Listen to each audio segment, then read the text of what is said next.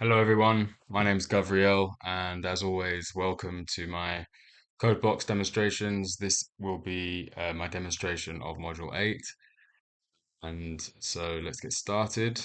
First of all, let's launch our server on the client side, and then open the app.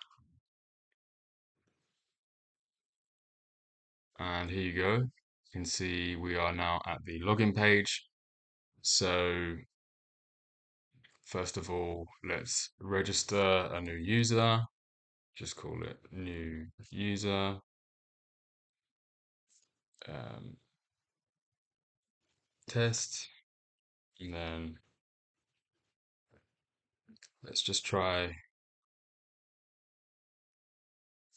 registering with that email. Nut is not a valid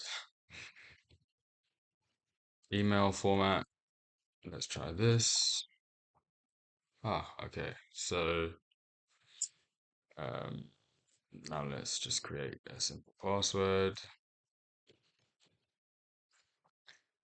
And you can see, by the way, my timed success or failure alerts in action here as well.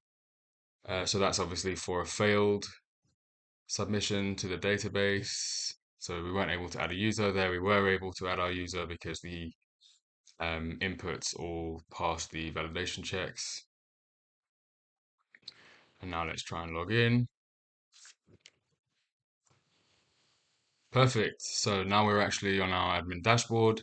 And as you can see, I've got these two cards, one for agent management and one for transactions.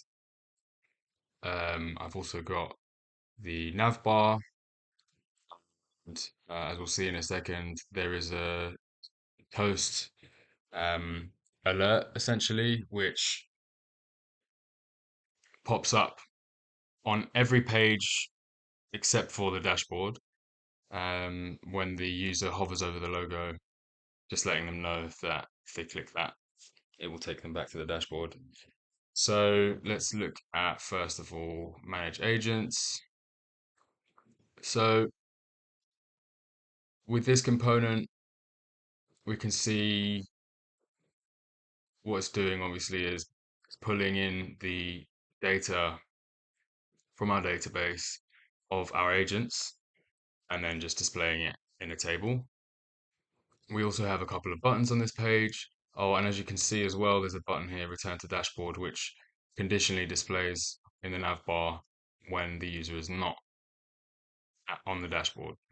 So if we go back to Manage Agents, let's try and play around with this a little bit. So for example, Dawn French,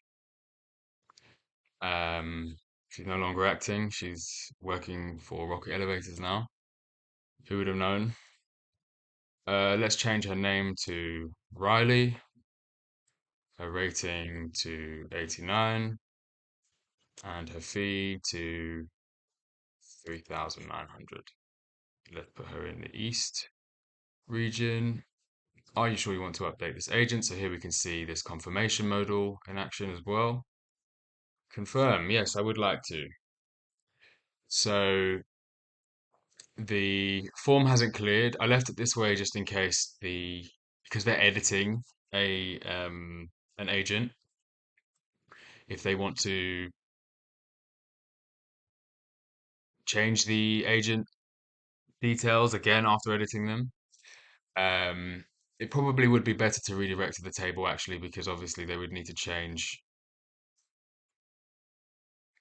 the parameters here. Just go back to create essentially. So there is a small conflict there, but for in this case, in terms of the deliverables, it's doing what was asked. So let's now return to the dashboard, look at creating an agent. So now we can create an agent. Let's call them created agent. In fact, let's not capitalize that. Put some numbers in there.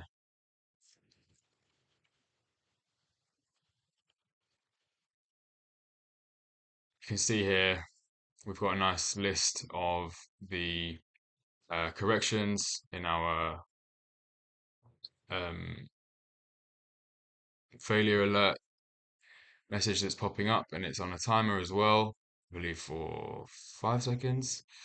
Um, so this needs to be less than or equal to 100, and there needs to be a region. Let's try that. Oh, first and last name required and must not contain numbers or special characters, except for hyphens and apostrophes. So created agent. Yes. Perfect. So now let's return, and sorry, let's go back to our agent list. And as you can see, our created agent is nicely displayed in the table. Let's now have a look at transactions. So for transactions, you can see got my transactions table here. It's displaying the most recent 10 transactions.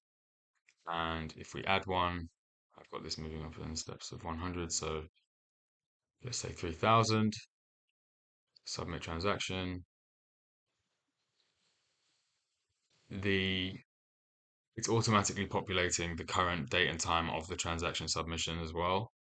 And you can see, I can't actually remember who that. Oh yeah, so it was Tom Smith. You can see he's gone to the top of the table, and whatever was at the bottom has disappeared to maintain the 10-row structure essentially. Um, and it's also still displaying obviously the 10 most recent. So if we try again, let's make it Jonah Hill and submit that. You can see Lardo Bardo has now disappeared from the bottom, and Jonah Hill is at the top. And then if we head back to, oh yeah, here you can see that. My bad. You can see the toast as well. So here I have the reports component as well. We've got our bar graph showing each agent and the amount of transactions in total that they have. And then we have our line graph, but because I made this today, um, there's only one point of data. So there should be a line here. But so tomorrow, providing that some of the agents um, make transactions, this line will auto populate itself. So hopefully when you look at this, if you mark it tomorrow, there will be a line here. We will see. And is there anything else? So let's see.